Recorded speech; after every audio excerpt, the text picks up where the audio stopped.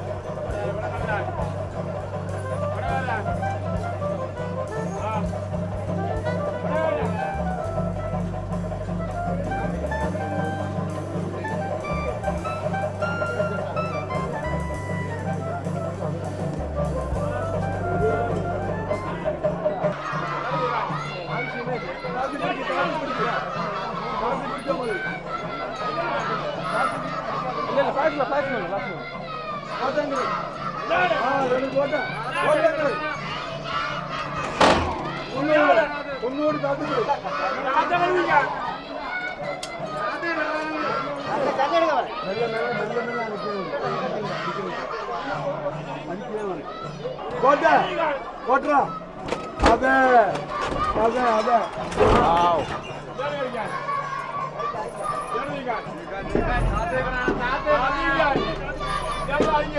തന്നെ എടുക്കുന്നുണ്ട്.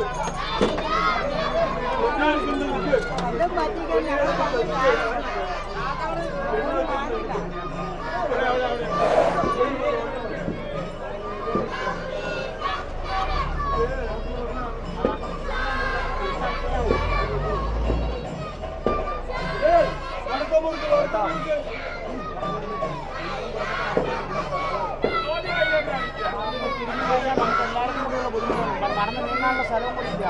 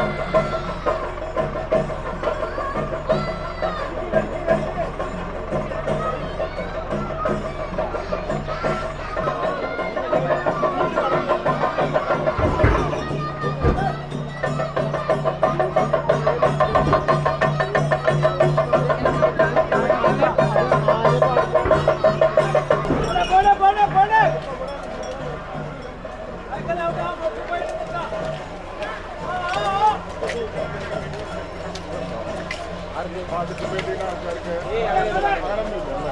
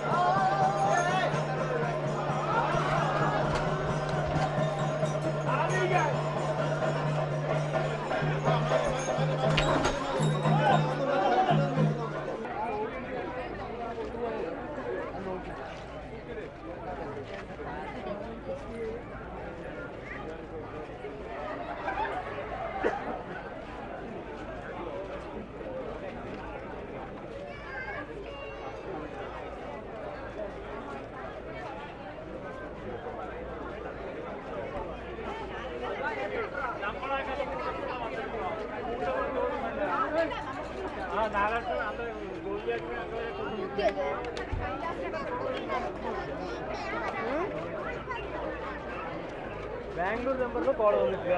ഈ നമ്പർ വലിയൊരു സന്തോഷകരമായ ഒരു പാലക്കാടുകാരൻ എന്ന നിലയ്ക്ക് ഞാൻ ഏറ്റവും കൂടുതൽ അഭിമാനം കൊള്ളുന്ന ഈ കൽപ്പാത്തി രഥോത്സവം, ഞാൻ എന്നും പറയുന്നത് പോലെ തന്നെ ഒരുമയാണ് കേരളത്തിൻ്റെ പെരുമ. അത് നമുക്ക് ഇവിടെ ഈ നിമിഷം ഈ ഒരു ഉത്സവ തെരുവിൽ നമുക്കെല്ലാവരെയും കാണാൻ പറ്റും. ഒരുവിധ വ്യത്യാസങ്ങളുമില്ലാതെ എല്ലാവരും കൂടി ഒരുമിച്ച് നടത്തുന്ന ഈ വലിയൊരു ഉത്സവം അത് തന്നെയാണ് എന്നും എക്കാലത്തും നമ്മുടെ കേരളം മുഴുവൻ കൊണ്ടാടേണ്ടത് മാത്രമാണ് എനിക്ക് പറയാനുള്ളത്. എന്നും എത്രത്തോളം തിരക്കുണ്ട്? സാധാരണ രീതിയിലുള്ള ഒരു തിരക്കുണ്ടോ? സാധാരണ കാണുന്നതിനേക്കാളും ഏറ്റവും കൂടുതൽ തിരക്ക് ഇനി വരാൻ പോകുന്നേ ഉള്ളൂ. അത് തീർച്ചയായിട്ടും വരും. നമ്മൾ കാണാൻ പോകുന്നതാണ്. ഇനി കുറച്ച് നേരത്തിൻ്റെ ഉള്ളിൽ ഇങ്ങോട്ടേക്ക് ഒരു ചെറിയൊരു ഗ്യാപ്പ് പോലും ഇല്ലാത്ത രീതിക്ക് തന്നെ ഇവിടെ എല്ലാവരും നിറഞ്ഞ് കവിയും. എന്തായാലും സന്തോഷമാണ്. Thank you. വളരെ സന്തോഷം, വളരെ സന്തോഷം. Thank you so much.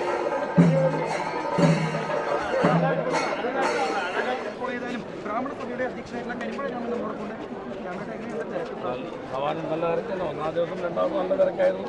ഈ ദേവരഥ സംഘം പറയുന്ന 5-ാം തിരുനാൾ രാത്രിയാണ് ഏകദേശം വലിയൊരു തിരക്ക് തന്നെയാണ്. ഇതിപ്പോൾ തിരക്കിന് കുറവൊന്നുമില്ല. എന്താ വെച്ചാൽ നമുക്ക് ഈ ഭക്ഷണശാലയിൽ ആൾ കൂടുമ്പോൾ നമുക്ക് തിരക്കറിയും. നമ്മൾ 20 പറ 40 പറ 30 പറ അരി വെക്കുമ്പോൾ അത് തീരുമ്പോൾ നമുക്കറിയാം ഏകദേശം എത്ര ആൾ വന്ന് ഊണ് കഴിച്ച് പോയി. ഇനി എന്തൊക്കെയാണ് പ്രധാനപ്പെട്ട ചടങ്ങുകൾ? ഇന്നിപ്പോൾ ഏറ്റവും പ്രധാനം ഈ ദേവരഥ സംഗമം എന്ന് സത്യം പറഞ്ഞാൽ നിങ്ങളെല്ലാവരും കൂടി ഉണ്ടാക്കിയതാണ്. ദേവരഥ സംഗമം എന്നുള്ളത് 5-ാം തിരുനാൾ രാത്രി ഈ 10 മണിക്ക് ഇവിടെ കാണുന്ന സംഗമമാണ്. ബാക്കിയെല്ലാം മുഖ്യമന്ത്രി പറയുന്ന പോലെ മാധ്യമ സിദ്ധിക്കാൻ ഉണ്ടാക്കിയ ദേവരഥ സംഗമമാണ്. അങ്ങനെ ഒരു സംഗമം സത്യത്തിൽ ഇല്ല. പക്ഷേ കഴിഞ്ഞ കുറേ വർഷങ്ങളായി നിങ്ങളെല്ലാവരും കൂടി ഇവിടെ വെച്ചുള്ള ദേവരഥ സംഗമം രഥം പാസ് ചെയ്യുമ്പോഴൊരു സംഗമം പറഞ്ഞു തരുന്നത്. എനിക്ക് പറഞ്ഞാൽ 5-ാം തിരുനാൾ രാത്രി ഉള്ളതാണ് ദേവരഥ സംഗമം. ഇനി ഏതായാലും ഇന്നിപ്പോൾ ഇത് കഴിഞ്ഞാൽ നമ്മൾ രാത്രി പല്ലക്കച്ചേരി പുലരും വരെ 4 ഗ്രാമങ്ങളിലും നാദസ്വര കച്ചേരി മറ്റു കച്ചേരികളുമായിട്ട് അത് അടുത്തത് ഈ മന്ദക്കര മഹാഗണപതി ക്ഷേത്രത്തിലെ ഈ തേര് അങ്ങോട്ട് കൊണ്ടുപോയി ബാക്കിയുള്ള തേരുകൾ അല്പസമുദ്രമുണ്ട്. മന്ദക്കര മഹാഗണപതി തേര് തിരിച്ച് മന്ദക്കരയ്ക്ക് പുതിയ കൽപ്പാത്തിക്ക് തന്നെ തിരിച്ചു പോകും. ലക്ഷ്മീനാരായണ പെരുമാൾ ഗ്രാമപ്രദക്ഷിണത്തിനായി വരും. 4 ഗ്രാമവും പ്രദക്ഷിണം ചെയ്യുന്ന ഒരു തേരാണ് ലക്ഷ്മീനാരായണ പെരുമാൾ. ശാസ്ത്രപുരം പ്രസന്ന മഹാഗണപതിയും വരും. വിശ്വനാഥ സ്വാമി പഴയ കൽപ്പാത്തിയിൽ എത്തിയിരിക്കുകയാണ്. അതിൽ നിന്ന് തിരിച്ച് വിശ്വനാഥ ക്ഷേത്രത്തിലേക്ക് തിരിച്ചു വരുന്നതോടുകൂടി രഥപ്രയാണം എന്നുള്ളത് ഏറ്റവും കൽപ്പാത്തിക്കാരൻ്റെ ഒരു ജീവസ്സും തേജസ്സുമാണ് ഈ രഥോത്സവം എന്നുള്ളത്. ഈ ഒരു വർഷം ഇതിനുവേണ്ടി കാത്തിരിക്കുക എന്നുള്ളത് ഒരു മാനസിക വിഷമം തന്നെയാണ്. ദേവൻ നമ്മളെ വീട്ടിൽ നിന്ന് വന്നു പോകുമ്പോൾ ഉണ്ടാകുന്ന ഒരു എന്താ പറയുക, ഒരു പ്രത്യേക അനുഭൂതി തന്നെയാണ്. ഒരു ദേവൻ വീട്ടിൻ്റെ മുമ്പിൽ നിന്ന് വന്നു പോകുമ്പോൾ നമുക്ക് വലിയൊരു മാനസിക വിഷമം തന്നെയാണ്. ഇനി ഒരു കൊല്ലം കൂടി ദേവൻ നമ്മളെ വീട്ടുപടിക്കൽ വരാനായി കാത്തിരിക്കണം എന്നുള്ളത് മനസ്സിന് വലിയ വിഷമമുണ്ടാക്കുന്ന കാര്യമാണെങ്കിലും കൽപ്പാത്തി രഥമാകെ കൂടി നാനാജാതി മതസ്ഥർ ഒന്നിച്ചാഘോഷിക്കുന്ന ഒരു ചടങ്ങാണ്. ഇവിടെ ജാതി മതഭേദം ഇല്ലാതെ ആഘോഷിക്കുന്ന തമിഴ് ബ്രാഹ്മണൻ എല്ലാ ജാതിക്കാരെയും ഉൾക്കൊള്ളുന്ന ഒരു ചടങ്ങ് തന്നെയാണ് കൽപ്പാത്തി രഥോത്സവം. കൽപ്പാത്തി രഥോത്സവം കാണാനെത്തിയതാണ് നമ്മുടെ സോണിയ മൽഹാറാണ്. ഹലോ, നമസ്കാരം. ഹലോ, നമസ്കാരം. എന്താണ് വിശേഷം? ഒരുപാട് സന്തോഷം. അൺഎക്സ്പെക്റ്റഡ് ആണ്.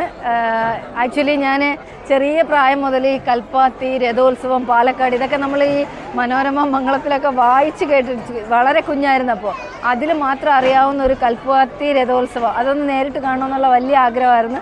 എൻ്റെ സുഹൃത്തായ ദീപു മാഷും അവരുടെ വൈഫ് ശുഭയും എല്ലാവരും കൂടെ എന്നെ ഇൻവൈറ്റ് ചെയ്തു. അങ്ങനെ ഇവിടെ വന്നു. ഇങ്ങനെ കഥകളൊക്കെ പറഞ്ഞു. 3 ദിവസമാണ്. അതെ അതെ. ഇപ്പൊ ഒരുങ്ങുന്നതേ ഉള്ളൂ. ഞാൻ ഫസ്റ്റ് ഒരു രഥത്തിന്റെ അടുത്ത് പോയി വലിച്ചു. രഥം വലിക്കുന്നതിൻ്റെ ഒരു സന്തോഷത്തിൽ പങ്കെടുത്തു. ഭയങ്കര സൂപ്പറായിട്ടുള്ള ചെണ്ടക്കോട്ട്, പിന്നെ ഈ ആംബിയൻസ്, പിന്നെ ക്ഷേത്രത്തിൽ കയറി അങ്ങനെ ഇങ്ങനെ കടകളിലൊക്കെ പൊയ്ക്കൊണ്ടിരുന്നപ്പോഴാണ് ഈ മനുഷ്യൻ ഇവിടെ വന്നത്. ഒരുപാട് സന്തോഷം. അപ്പോഴേ സാധാരണ മുൻകാലങ്ങളിലൊക്കെ ആനയായിരുന്നു രഥം ഉരുട്ടാനായിട്ട് തുടങ്ങി വെച്ചത്. ഈ വർഷം മുതൽ അത് സ്റ്റേ വന്നിരിക്കുകയാണ്. അപ്പോൾ ആളുകൾ തന്നെ വലിക്കണം. ഇത്രയും വലിയൊരു രഥം ആളുകൾ വലിച്ചുകൊണ്ട് വന്നൊരു വലിയ കാഴ്ചയുണ്ട്. നമുക്ക് എത്ര ടെൻഷൻ ഉണ്ടെങ്കിലും പ്രശ്നങ്ങളുണ്ടെങ്കിലും അതൊക്കെ എല്ലാം മറന്നിട്ട് ഇതിന്റെ ഉത്സവത്തിന്റെ ആ ഒരു ഫീലിലേക്ക് പോകുന്ന ഒരു അവസ്ഥയിലാണ് നിൽക്കുന്നത്. എന്താണ് ഫീൽ ചെയ്യുന്നത് ഇവിടെ വന്ന്? എനിക്ക് ഭയങ്കര ഞാനിങ്ങനെ ഒരു ആംബിയൻസ് കണ്ടിട്ടില്ല. ആക്ച്വലി സ്ത്രീകൾ വലിക്കുന്ന രഥമോ അല്ലെങ്കിൽ അങ്ങനെ നമ്മുടെ നാട്ടിലൊക്കെ ഉണ്ട്, എൻ്റെ ഗ്രാമത്തിലുണ്ട്. അവിടെ പക്ഷേ ഒരിക്കലും സ്ത്രീകളെ ആ രഥത്തിൻ്റെ അടുത്തോ അല്ലെങ്കിൽ അങ്ങനെയുള്ള സ്ഥലത്തോ, അവിടെ കുതിര എന്നാണ് പറയുന്നത്, കുതിരക്കെട്ട്, കുതിരയെടുപ്പ്, പക്ഷേ അതിൻ്റെ അടുത്ത് പോലും സ്ത്രീകൾ വരാറില്ല. പക്ഷെ ഇവിടെ നോക്കുമ്പോൾ ചെറിയ പെൺകുട്ടികളടക്കം അത് രഥം വലിക്കണു. അത് ഭയങ്കര ഒരു ഭയങ്കര സന്തോഷം നൽകുന്നു. നമ്മളും പോയി വലിച്ചു കിട്ടാൽ സൂപ്പറായിരുന്നു.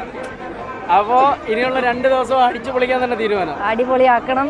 അപ്പോൾ പാലക്കാടുകാർക്കും പിന്നെ കേരളത്തിലെ എല്ലാ ഞങ്ങളെ സ്നേഹിക്കുന്ന എല്ലാവർക്കും ഹൃദയം നിറഞ്ഞ എന്താ പറയുന്ന ആശംസകൾ. അങ്ങോട്ട് രഥോത്സവം കണ്ടിട്ടില്ലാത്തവരുണ്ടെങ്കിൽ നിങ്ങൾ ഇങ്ങോട്ട് പോരുട്ടോ പാലക്കാട്. അടുത്തിടെയായിട്ട് സോഷ്യൽ മീഡിയ സ്റ്റെപ്പ് ബാക്ക് ചെയ്തോ?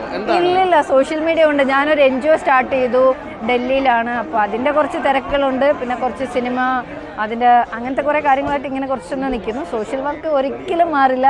അതുപോലെ സോഷ്യൽ മീഡിയയിൽ നിന്ന് മാറാൻ പറ്റില്ലല്ലോ. നിങ്ങളല്ലേ ഞാൻ ഉറപ്പായിട്ടും കുറേ വർഷങ്ങളായിട്ട് ചാരിറ്റി മേഖലയിൽ പ്രവർത്തിക്കുന്ന ഒരാളാണ്. കൽപ്പാത്തിയിൽ വന്നപ്പോൾ ആളുകളെ കണ്ടപ്പോൾ അത്തരത്തിലുള്ള ആളുകൾ ഇതിൻ്റെ ഇടയിലുണ്ടെന്ന് മനസ്സിലാക്കാൻ കഴിയുന്നുണ്ടോ? വളരെ കുറവാണ്. എനിക്ക് തോന്നുന്നത് ഇവിടെ ഭയങ്കര ഇതൊരു വരെ അഗ്രഹാരം പോലെ ഒരു തെരുവും 2 വശത്തും പഴയ കാലത്തെ വീടുകളും അത് തന്നെ മനോഹരമായിട്ടുള്ള കാഴ്ചയാണ്. ശരിക്കും മലയാളികൾ മറ്റ് ജില്ലക്കാർ ഇവിടെ വന്നിട്ടില്ലെങ്കിൽ ഡെഫിനറ്റ്ലി ജീവിതത്തിൽ ഒരിക്കലെങ്കിലും നിങ്ങൾ കൽപ്പാത്തിയിൽ വരണം, ഈ ആംബിയൻസ് ഒന്ന് എക്സ്പ്ലോർ ചെയ്യണം.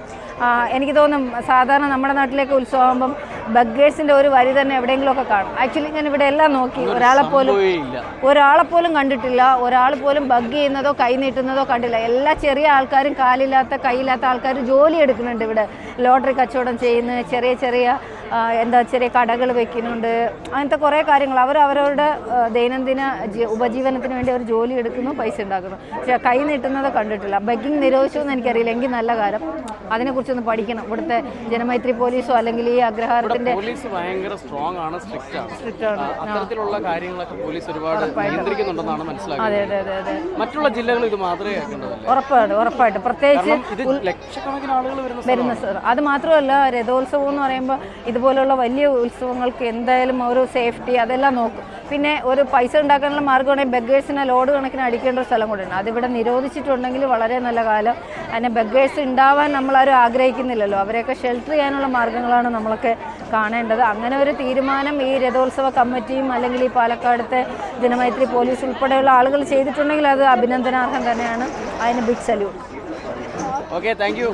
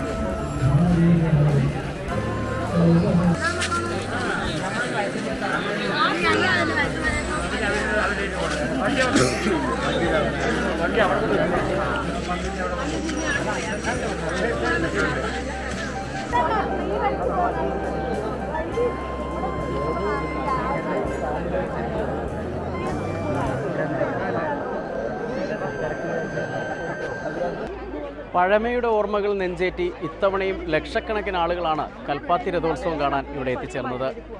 ഈ ആഘോഷരാവുകളിൽ ആനന്ദത്തിലാറാടി എല്ലാവരും മടങ്ങുകയാണ്. 2023 കൽപ്പാത്തി രഥോത്സവത്തിന് ഇവിടെ അവസാനമാവുകയാണ്. നന്ദി.